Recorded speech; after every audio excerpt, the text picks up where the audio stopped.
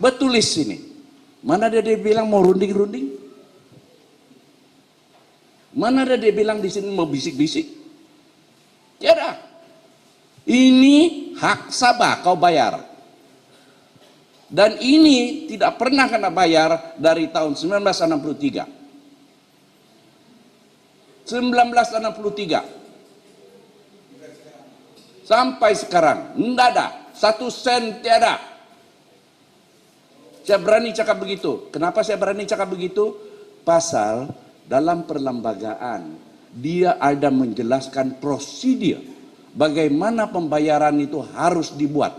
Bukan melalui rundingan. Pembayaran harus dibuat melalui kumpulan uang yang disatukan atau consolidated fund, federal government, kumpulan uang yang disatukan. Nah, apa arti dia kumpulan uang yang disatukan? Kumpulan uang yang disatukan berarti dia punya uang yang dia kutip semua seluruh negara ini disatukan di dalam satu account, dan ini perlu dimasukkan di dalam budget negara.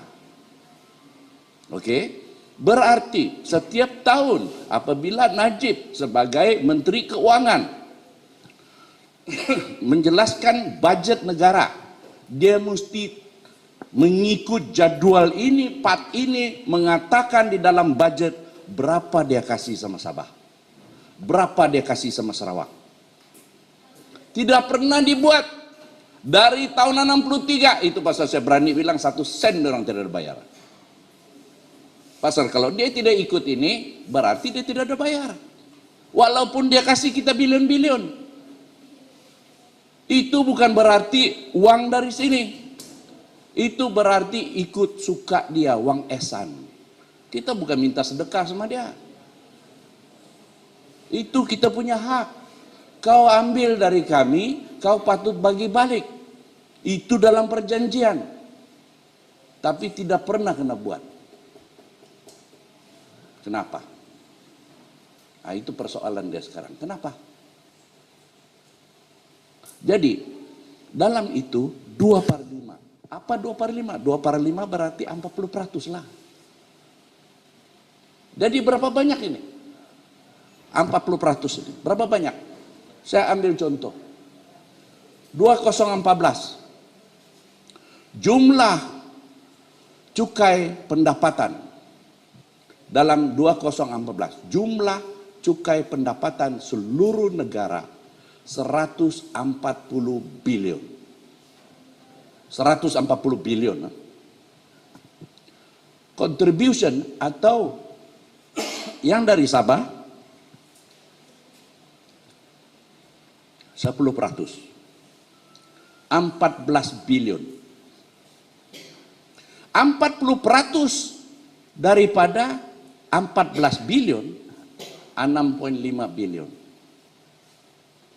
Dari cukai pendapatan saja, itulah yang harus kerajaan pusat bayar sama Sabah. 6,5 bilion. Itu baru cukai pendapatan. Cukai corporate, IOI, itu IJM, itu Golden Hope, itu Felda, KLK, berapa bilion orang bayar. Itu Sabah punya 40%. Untuk Sabah saja. Petronas, industri minyak dan gas 90 bilion. Oke? 90 bilion. 50% daripada 90 bilion itu datang dari Sabah. Kita yang banyak, Pak, minyak. Sarawak banyak gas, kita banyak minyak. Dari Kikih dia, dari Kikih, satu tempat, Kikih, yang dekat Kota Blut tuh, 150.000 barrel satu hari. Jadi 45 bilion. 40% berapa? Adakah patut kita punya jalan macam begitu, Pak? Adakah patut? Hah? Mana patut? Mana patut di sekolah macam begini? Tidak patut. Pasal kalau orang bilang tiada ini duit di tangan, artinya ada orang songlap lah. Bukankah? Kalau dia pemimpin, dia prihatin terhadap kita punya hak, berarti dia fight ini. Kalau dia tidak fight ini berarti dia bukan pemimpin tuh. Dia mau songlap saja. Jadi itu yang kita tidak mau. Itu yang kita mau kasih orang paham. Ini kamu orang punya hak. Tapi sebelum kita dapat pergi ke sini, oke, ada satu barang Mbak yang menarik ini balik. Oke, kalau kita mau surung ini ya, ada satu barang yang mau tarik ini balik.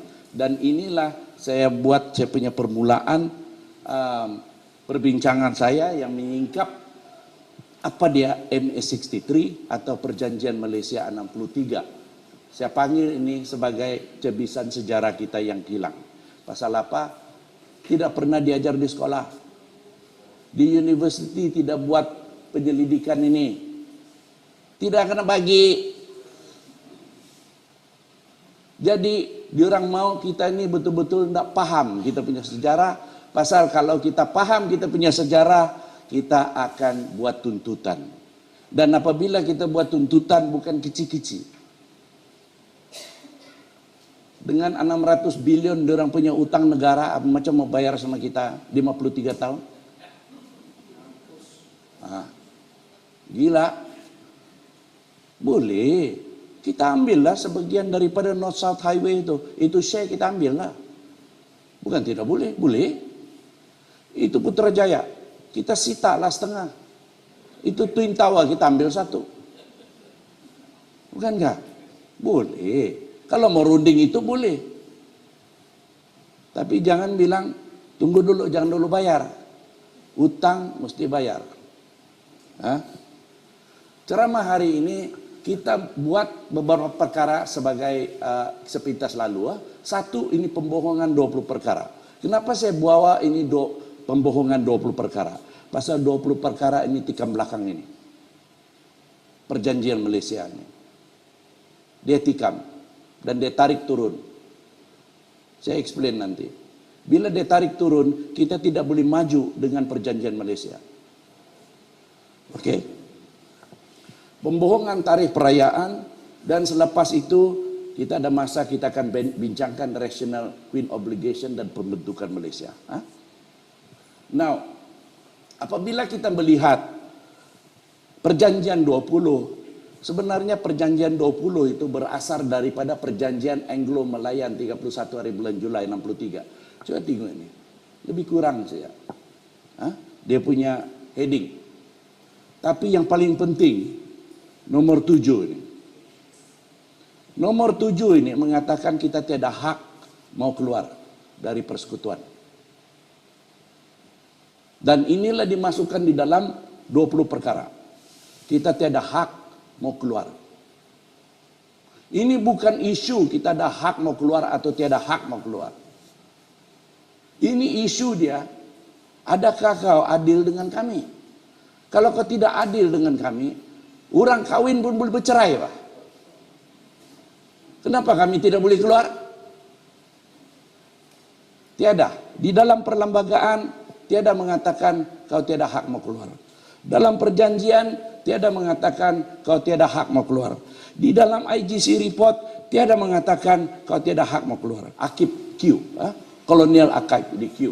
Nah, di sini 20 perkara inilah memorandum 20 perkara yang ditandatangani oleh 5 parti-parti politik yang tidak pernah pun dipilih oleh rakyat. Tidak pernah. Pasal kita belum ada election. Masa itu. Jadi diorang ini macam association lah. Bukan political party. Now, di dalam sini kita mau tanya dari 5 political party ini yang dalam memorandum 20 perkara ini, siapa apa dia orang mau tuntut nih? Dari siapa? Kerajaan pusatkah? Kerajaan negeri? Tidak clear. Tapi semua teriak ikut perjanjian Malaysia. Ikut perkara 20. Tapi sama siapa pak kamu minta nih? Sama federal kah sama state? Nggak tahu. Dua perkara, agama dan bahasa. Agama dan bahasa adalah kuasa negeri. Kamu orang mau balik ini, kau pergi dun. Nggak payah teriak-teriak. Pergi dun saja. Kau dapatlah balik. Oke? Isu keagamaan, isu bahasa, kuasa negeri, bukan kuasa federal lah. Lagi satu ini, di sini, head of the federation. That means siapa ketua persekutuan? Dia katakan di sini, the head of state in North Borneo should not be eligible for election as head of the federation. Dalam bahasa Malaysianya dia bilang, TYT di Sabah ini tidak akan tidak boleh dipilih sebagai ketua persekutuan. Memang tidak boleh. Pasal kita punya TYT tidak boleh jadi agung. Yang jadi agung sana cuma sultan-sultan. Jadi kalaulah kau punya TYT tidak boleh jadi agung, yang kau tuntut itu kenapa? Kau tuntut dia tidak boleh jadi agung. Ini dalam 20 perkara. Dia tuntut supaya TYT tidak boleh dipilih sebagai agung. Memang tidak boleh pun. Jadi wasting. Kau punya point number 4. Nah, di sini dia bilang perlembagaan yang sedia ada diterima sebagai asas. Itu perlembagaan Malaya diterima sebagai asas. Namun masih mau menuntut perlembagaan baru diwujudkan. Kau gunakan yang lama sebagai asas, tapi kau mau yang baru juga. Kalau macam budak saya dulu waktu umur 6 tahun, saya boleh terima lah dia punya perangai begitu. Oke? Tapi kita ini bukan budak 6 tahun lah. Kalau kau sudah ubah perlembagaan itu, itulah yang kau pakai. Bukan kau ubah, tapi kau minta yang baru lagi. Itu poin nomor 3. Ini 20 poin nih. Saya rungkai satu-satu. Page 2. Name of federation. Dia bilang federation ini nama dia mesti Malaysia, bukan Melayu Raya. Oke? Malaysia.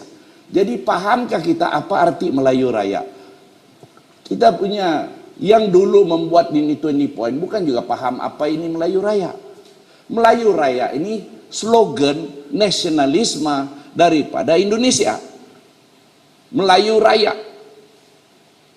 Nusantara ini dia mau jadikan Melayu Raya.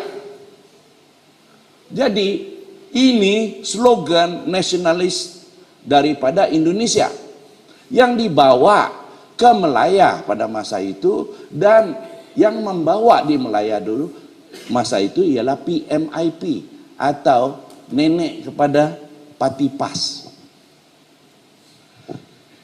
Jadi kita punya pemimpin pada masa itu dicadangkan supaya menggunakan membuat tuntutan seperti ini sebenarnya untuk menolak PAS. Tapi masa dulu tuh mana ada pemimpin kita tahu PAS. Jadi kalau orang tidak tahu PAS, kenapa orang mau tulis begini Barangkali ada orang kasih suruh orang buat begitu. Ada orang suruh orang buat begitu. Jadi siapa yang untung apabila Sabah tolak PAS? Siapa yang untung? Bukan pemimpin Sabah. Pemimpin sana bukan. Diorang yang untung. Jadi diorang lah yang kasih tahu kita punya pemimpin di sini, taruh ini. Supaya kita tolak PAS. Walaupun kita belum kenal lagi siapa itu PAS pada masa itu.